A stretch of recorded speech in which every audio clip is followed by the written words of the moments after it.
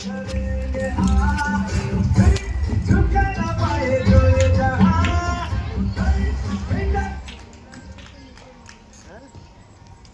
તો બાળકો આપણે શું કહીશું?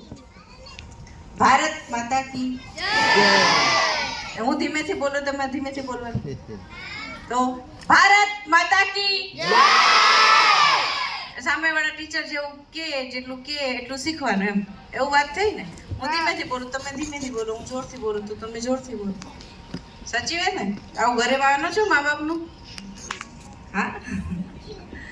આજે મને ખૂબ આનંદ થાય જ્યારે હું આ સોઇલ સિસ્ટર બધાને મળું ને. મારી પાસે ઘણી બધી વાર ઘણા કાર્યક્રમો માટે આવે અને ખૂબ મને આનંદ થાય કે આ દીકરીઓ આ સ્તરે આ ઉંમરમાં, તમે બધાને જોઈ લો છે, આ ઉંમરમાં આટલું સરસ વિચારી અને આટલું સરસ કામ કરે. આ ઉંમરમાં દીકરીઓ શું કરતી હોય જરા ક્યાંક સમાજમાં જોજો. ફેશન, પીઝા પાર્ટી, મૂવી, અને કાંઈ ન મળે તો પછી રખડવાનું. સાચી વાત ને? હવે આ દીકરીઓ જ્યારે આટલી મહેનત કરી અને કોઈ આવું તમારી પાસે પ્રેઝન્ટેશન રાખતી હોય અને કોઈ મેસેજ તમારા માટે આપતી હોય તો તમે વિચારો, એમનું નામ જ સોઇલ સિસ્ટર છે.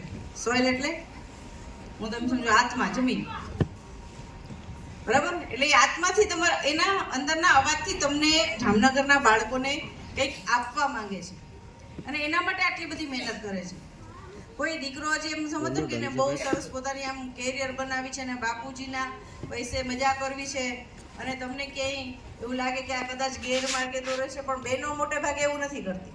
હું મારા ઉદાહરણથી જ આપું કે હું મેયર હતી ને, આજે ભારતીય જનતા પાર્ટીના અધ્યક્ષા બની તો કંઈક ને કંઈક મોદી સાહેબે એવો વિશ્વાસ મૂક્યો કે બેન છે તો ખૂબ સરસ રીતે ચલાવશે, વ્યવસ્થિત શું આયોજન હશે. તો એવું જ કંઈક આ દીકરીઓ માટે પણ છે. એમને તમને કંઈક આપવું છે, ખાલી લેવું નથી. એટલે એમને જે વાત તમારી